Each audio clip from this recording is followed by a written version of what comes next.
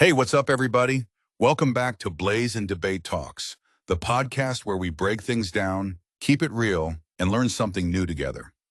Today, we're diving into a topic that a lot of people hear about but don't always fully understand, the LGBTQ plus one community. And to help us unpack it, I've got a special guest joining me, Nina, who's part of the community and here to give us some real clarity. Nina, welcome. Thank you, Revo. I'm super happy to be here, excited to share, and hopefully clear up some questions people might have. Perfect. Let's get right into it. First question, when people say LGBTQ plus one, what exactly does that mean? Great place to start. So LGBTQ plus one is a way to represent a wide spectrum of sexual orientations and gender identities. And the one here is used to symbolize unity, that no matter how different the identities are, everyone belongs to the same family of acceptance. Okay, that already makes it clearer. Now, I hear people use terms like sexual orientation and gender identity, but aren't those the same thing? Not quite. Sexual orientation is about who you're attracted to, romantically, emotionally, or physically. Gender identity is about who you are on the inside, how you see yourself, whether that's male, female, both, neither, or somewhere in between. So they're connected, but not the same. Got it. Now, some people ask, why is it important to have all these labels? Why not just say people are people? That's a powerful question. The truth is, we do say people are people, but these labels exist for recognition and visibility. For a long time, folks outside the norm felt invisible or silenced. Labels give language to experiences. They help people find community, and they say, hey, you're not alone. It's less about separating people and more about giving them space to be seen. Makes sense. Okay, next one. What's the biggest misconception people have about the LGBTQ plus one community? Ooh, there are many, but one big one is thinking it's just about sexuality. It's not. It's about identity, love, and human rights. Another misconception is that it's some sort of trend. Nope. It's history, culture, and lived reality. I like how you put that. Last question before we wrap. If someone listening wants to be supportive but doesn't know where to start, what's the best thing they can do? Start with respect. Use people's correct pronouns, listen instead of assuming, and don't be afraid to ask questions politely.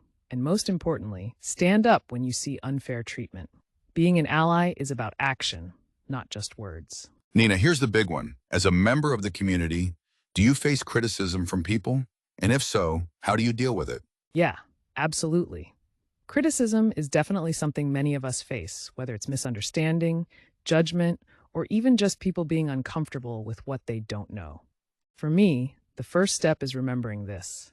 Criticism often says more about the other person than it does about me. Sometimes it's fear, sometimes it's lack of education. Knowing that helps me not take it too personally. That's deep. So instead of fighting back with anger, you try to understand where it's coming from? Exactly.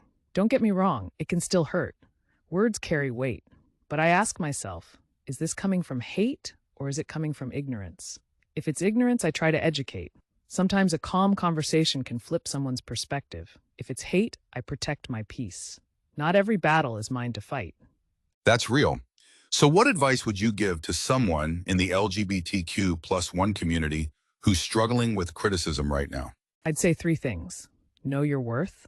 Who you are isn't up for debate. Find your people. Surround yourself with supportive friends, family, or community spaces. Protect your energy. You don't have to prove yourself to everyone. Sometimes walking away is the strongest move. That's solid advice. I think a lot of folks inside and outside the community can learn from that. Totally. At the end of the day, the goal is to live authentically. Criticism will come, but so will love and support, and that's what keeps me going. Nina, we've talked about what LGBTQ plus one means and how to deal with criticism. But today's question is, how important are allies and how can someone become one? Allies are everything. Honestly, they're like bridges between the community and the wider world. An ally doesn't need to be LGBTQ plus one themselves. They just need to stand with us, support us, and make us feel safe. For me, allies are the people who speak up when I'm not in the room. They're the ones who check in, who learn, who listen. That kind of support, it can change a life. That's strong. So for someone listening who wants to be an ally but doesn't know where to start, what would you tell them? I'd say 3 simple steps. Listen first. Don't assume you know what someone needs. Just ask and listen. Learn and unlearn. Educate yourself about the community, but also challenge the stereotypes or biases you've picked up along the way. Speak up. If you hear someone say something harmful, correct it. Even a small correction can create a safer space. I love that. Sometimes people think being an ally means doing something big, but you're saying it can be simple, everyday actions too? Exactly. You don't need a huge platform to be an ally. It can be as small as respecting someone's pronouns or as big as standing up against unfair treatment. Both matter. Both count. My friends, definitely. Some of them aren't LGBTQ+1, but they've shown up for me in ways that remind me I'm not alone. And honestly, having just one real ally can make you feel unstoppable. That's beautiful. To everyone listening, if you want to make a difference, start by being an ally. It doesn't take much to show someone that you care, that you stand with them. Thank you, Nina, for sharing your story and wisdom again. This has been Blaze and Debate Talks. Stay kind, stay open, and keep building bridges. Catch you on the next episode. Everyone, peace. We've been talking about identity, criticism, and finding strength. And now we're diving into something a lot of people in the LGBTQ+1 community face: family conversations. And of course, we've got Nina in the house again. Nina, ma'am. So Nantina, welcome back. All right, let's start right here. When you first decided to share your truth with your family, what was that like for you? That's real. So when the moment came, how did you actually start that conversation? I started with the family member I trusted most. I told myself, I don't have to tell everyone at once. I spoke from the heart, kept it simple, and gave them space to process. Some took it well. Others needed time. And that's something people don't always talk about. Sometimes love is there, but understanding takes time to catch up. Facts, I respect that. Now, what about criticism or tough reactions from family? Did you face that? Oh, definitely. There were moments when I felt like I had to defend who I was in my own home. But here's what I learned. Not every comment needs a debate. Sometimes you have to step back, protect your peace, and let your growth speak louder than your arguments. That's wisdom right there. So for someone listening right now, maybe they're scared to have that first talk with their mom, dad, or siblings. What advice would you give? First, know your worth before you even start the conversation.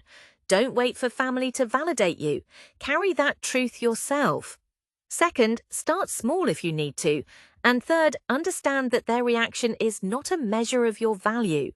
Some family members might surprise you with love, others might struggle, but at the end of the day, you are still you, and you deserve peace. Powerful. That's why I love having you here, Nina. You drop gems every time. Thank you, Revo. It's about sharing so that others don't feel alone in their journey. And that's what it's all about. Family conversations are never easy, but as Nina reminded us, your truth is worth speaking and your peace is worth protecting. Next episode, we're shifting gears to something bigger: love and representation in media. We'll explore how seeing yourself on screen, or not seeing yourself, changes the way you dream. Until then, I'm HPY Revo. This is Blaze and Debate, and we'll see you next time. Minus peace.